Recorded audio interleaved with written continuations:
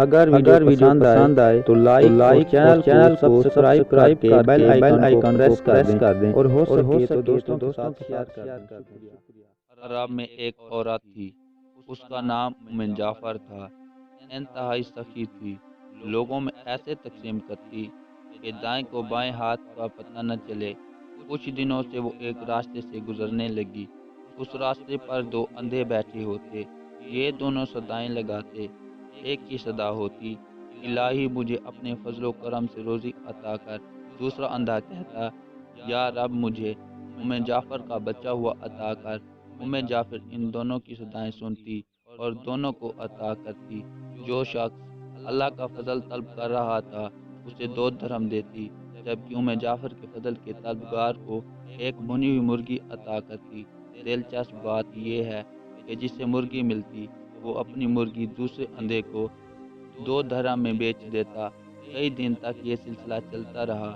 ایک دن جعفر اس اندھے کے پاس آئی جو جعفر کا فضل طلب کرتا تھا اور اس سے سوال کرتا تھا، اور اس سے سوال کیا، کیا تمہیں 100 دینار ملے؟ اندھا حیران ہو گیا۔ اس نے کہا، نہیں، مجھے صرف ایک بھنی ہوئی مرغی ملتی جو میں 2 درہم میں بیچ دیتا تھا۔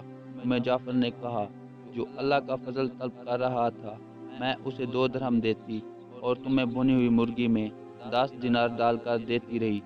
اندھے نے اپنا سر پیٹنا شروع کر دیا۔